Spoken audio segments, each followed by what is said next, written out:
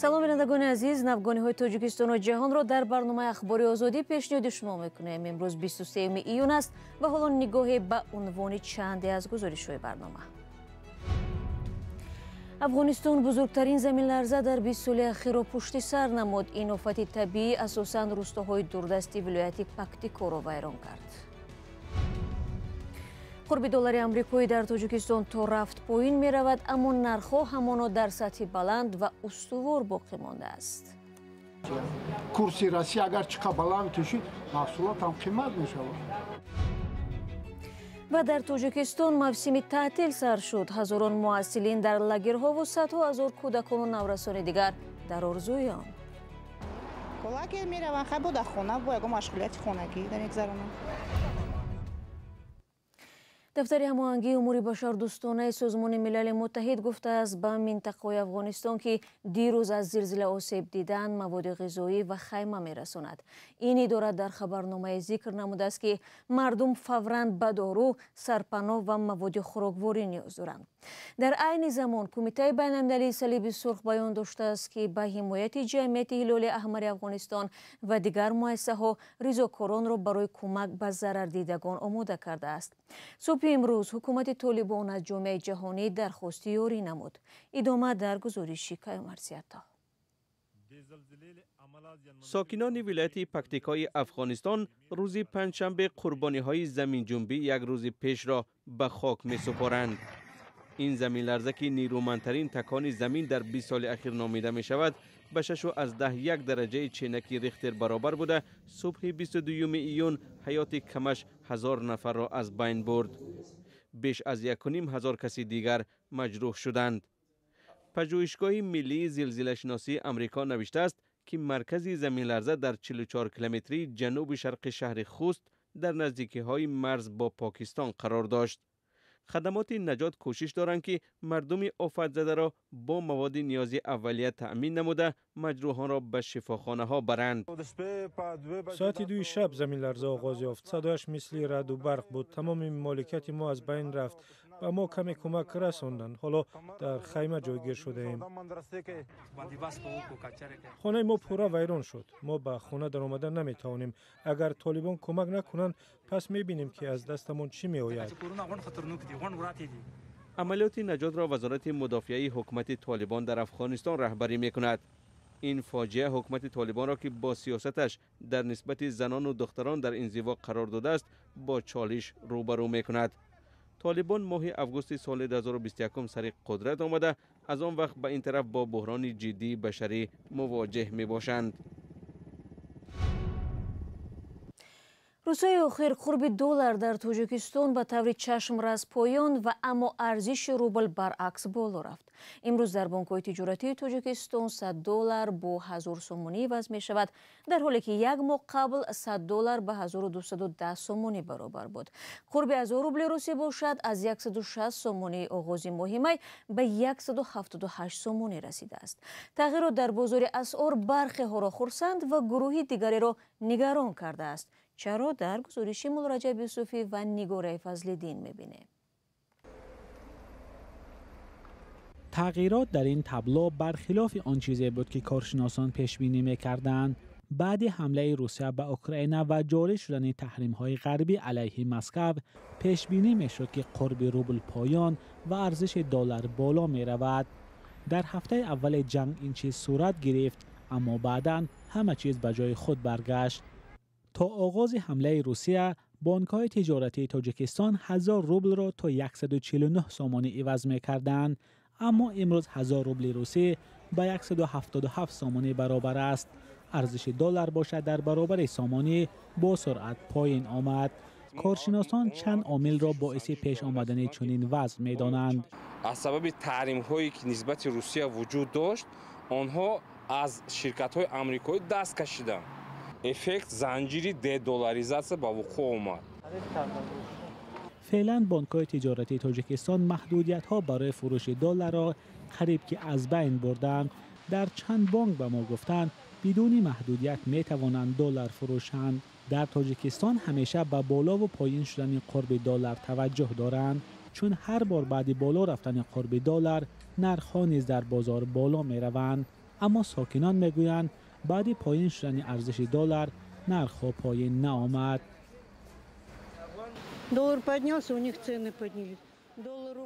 доллар боло меравад, нархҳои онҳо низ доллар поён меравад, нархҳо не. Мардуми мо то 5-6 кӯдак доранд. Намедонам онҳо чӣ гуна ба сар мебаранд. Ин фоҷиабор аст. Бояд мақомот ин мушкилиро зери назорат бигиранд. Намедонам, шояд онҳо дар дунёи дигар зиндагӣ мекунанд.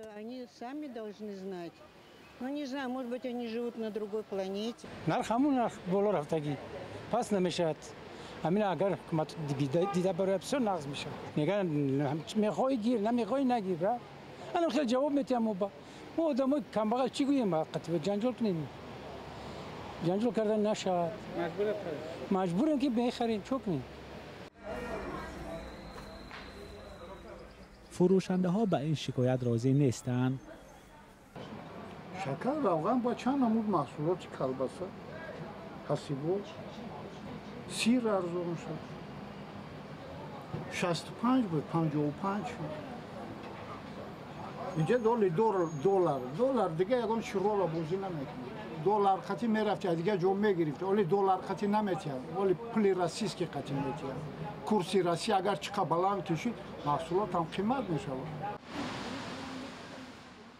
مسئولین برخی بانک‌های تاجیکستان در صحبت بدون میکروفون گفتند تغییرات در بازار اسعار کشور به وضع روسیه وابسته است. مولا رجب یوسفی، نگاره فضل‌الدین، آزادی دوشنبه. گزارش بود درباره کاهش قرب دلار در تاجیکستان. در همین حال بانک ملی قرقیزستان اعتراف کرده است که در بازار اسعار این کشور حالت‌های نارسایی دلار نقدینه موجود است و بنابراین نمی‌توانند طلبات مردم با آن را پوره تامین کنند. این اظهارات بانک در پاسخ به مراجعت‌های ساکنان برای گرفتن مبلغ از نظام‌های بین‌المللی انتقال پول نشر شده است. به گفته مسئولان بانک، نارسایی دلار نقدینه به دلیل عملیات‌های شخصانی علیحده حقوقی و واقعی پیش آمد که دلار غیر نقدی را به قرقیزستان وارد کرده در بانک‌های داخلی کشور نقدینه می‌کنند و دوباره به بیرون انتقال می‌دهند.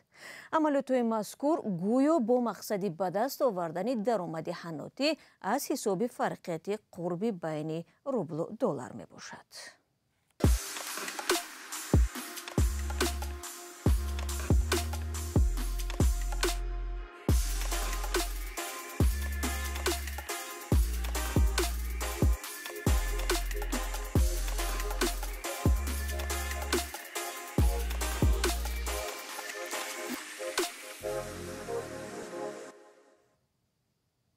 برنامه اخباری آزادی رو ادامه می‌دهم. چند سال به این طرف در تاجیکستان موردهای تجاوز به ناموس کودکان و نابالغان بیشتر رسانه‌ای می‌شود.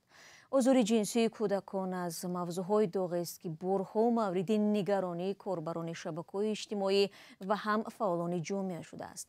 در پس منظر شکایت‌ها هفته گذشته پارلمان تاجیکستان از سند جانبداری نمود که مجازات را برای اذیت جنسی نابالغان سخت‌تر می‌کند. جزئیات در گزارشی علیشیر ظریفی و شهلای عبدالله. وکیلان مجلس نمایندگان با قبول تغییر و علاوه به کودکس جنایی کشور مجازات برای آزار جنسی کودکان و نابالغان را سنگین‌تر نمودند. تا این دم برای آزار جنسی نابالغان وابسته به بندهای قانون و حالت جنایت از 7 تا 20 سال زندان پیش بینی شده است و در طرح نوی قانون برای چنین عمل تا 25 سال محروم ساختن از آزادی در نظر است. حقوقشناسان آگاه از طرح قانون میگویند به افرادی که دست به آزار جنسی نابالغان میزنند در برابر زندانی شدن شکل دیگری جزا نیز هست. یعنی شخصی که با در صادر کردن این نمود جنایت گناهکار دانسته شده باشد با حکم سود، آن شخص بعد از ادای جزای اساسی یگان نمود فعالیت وابستگی به کودک ندارد. این تغییرات پس از چند حالت پرسر و صدای تجاوز به ناموس نابالغان و دعوت‌ها برای سخت‌تر نمودن جزا صورت گرفت. در مجلس نمایندگان پلاتای پایانی پارلمان تاجیکستان کسی حاضر نشد موضوع را شرح دهد. وکیلان مجلس نمایندگان هنگام قبول این طرح در صحبت‌های رسمی خود هدف چنین تغییرات را پیشگیری از جنایت‌های مربوط به آزار جنسی کودکان و نابالغان عنوان نمودند، ولی کارشناسان بر این نظرند که سخت‌تر نمودن مجازات نمی‌تواند راه حل مسئله شود. احتمالیت زیاد شدن چنین عملهای ناشایسته است. ولی در همین جایهای محرومی از آزادی باید کارها پرزور کرده شود، فهماندهی بهتر و خصلت‌های انسانانه در آنها تشکل داده شود تا اینکه آنها حس کنند که آنها هم مثلا خواهر دارند، مادر دارند. бино ба омори ваколатдор оид ба ҳуқуқи кӯдак дар тоҷикистон таи солҳои 2019-2021 дар кишвар 45 мавриди таҷовуз ба номуси ноболиғон сабт шудааст. вале коршиносон бар ин назаранд ки ҳолатҳои озори ҷинсии кӯдакон ё таҷовуз ба номуси онҳо гоҳе пинҳон мемонанд. бинобар ин чунин омор метавонад бештар бошад. алишер зарифӣ, шаълои абдулло, радиои озодии душанбе. мавзӯи навбатии мо низ ба насли наврас дахл дорад. дар тоҷикистон лагерҳои тобистона ба қабули кӯдакону наврасон барои истироҳату фароғат шурӯъ шудааст. иттифоқҳои касаба мегӯяд имсол беш аз 100 000 кӯдак ба лагерҳо фаро гирифта мешаванд, вале боз ҳам садҳо ҳазор кӯдаки дигар ночор таътили тобистонаи худро бо кори саҳро ва кӯмак ба волидон мегузаронанд. сарвинози рӯҳулло ва нигораи фазлиддин мавзӯъро таҳлил карданд. ҳамида модари 6 фарзанд аст ва мегӯяд таътили тобистонаи бачаҳояш мисли даҳҳо ҳамсолонашон дар хона ва бо кӯмак ба волидон сипарӣ мешавад. чун шароити иқтисодии хонавода имкон намедиҳад онҳоро ба лагерҳои тобистона фиристад. шароит несте охи тамо хонада нест нишина бозӣ када ғам дада чикор мекунани чӣ мегем тез мактаб сар шава мактаб рава. лагерҳои тобистона қабули кӯдакону наврасонро барои истироҳату фароғат аз ҳафтаи қабл шурӯъ карданд. қарор аст имсол дар 50 лагерҳои берун аз шаҳрӣ бештар аз 10 000 муҳассилин ба истироҳат фаро гирифта шаванд. аксари ин наврасон тавассути роҳхат аз тарафи коргоҳи волидони худ ба истироҳат меоянд ва дар ин миён ин лагерҳо хонандагони мактаб-интернатҳо аз оилаҳои камбизоат ва наврасони болаёқатро ройгон қабул мекунанд. гӯем ки сафари онҳо ба истироҳатгоҳ ва бозгашт аз ҷониби худи истироҳатгоҳҳо мошинҳо ташкил карда мешавад ва тариқи ройгон бурда оварда ва роҳатҳо барои онҳо тақсим карда мешавад. иттифоқи касабаи тоҷикистон ки масъули назорат аз лагерҳои тобистонаи мактаббачаҳо аст мегӯяд лагерҳои тобистона аз қабл шароити нигоҳубини кӯдакон ва таъмини амнияти онҳоро ба назар гирифтааст. масъулин мегӯянд дар баробари лагерҳои берун аз шаҳрии шабонарӯзӣ имсол ҳамчунин 160 000 кӯдак дар лагерҳои назди мактабии рӯзона ба чорабиниҳои солимгардонӣ ҷалб карда мешаванд. волидон мегӯянд бо таваҷҷӯҳ ба шароити иқтисодии хонавода ва ҳам вазъи лагерҳо кӯдаконашонро ба ин маконҳо мефиристанд. имсол ҳам хеле нигоҳ кардем кадомиш ки хусусияй шахсияй бисёр қимати бадай барои ин ҳар сол бурда наметавонем не ки медонем ки дар ҳар як мактаб аммо мактаб вобаста кардагӣ анам хеле вай дора не ки шароиташ бо камтар вай хубтар нест. бале ба назар мерасад ки солҳои ахир дубора майли волидон барои истироҳати кӯдакон дар истироҳатгоҳҳо афзудааст ва аксарият мехоҳанд фарзандонашон дар шароити хуб истироҳат кунанд. 2 сол шуд карантин нарафтиянд соли пеш мерафтам варзоб мерафтам лагер мераванд хай буда хона бо ягон машғулияти хонагӣ да мегзаронам. чанд сол пеш истироҳат дар лагерҳо ба хонандагон аз хонаводаҳои сарватманд даст медод, аммо ҳоло ба гуфтаи масъулон ҳукумат ба хонандагон аз оилаҳои ниёзманд низ имтиёзи бештар фароҳам овардааст, вале боз ҳам аз миёни садҳо ҳазор муҳассиле ки умдатан ҳазорон нафар имкони истироҳат пайдо мекунанд, бақия аз садҳо ҳазор кӯдаки тоҷик тобистони гармро дар хона, дар кӯча ё бо кӯмак ба волидонашон дар саҳро пушти сар мекунанд.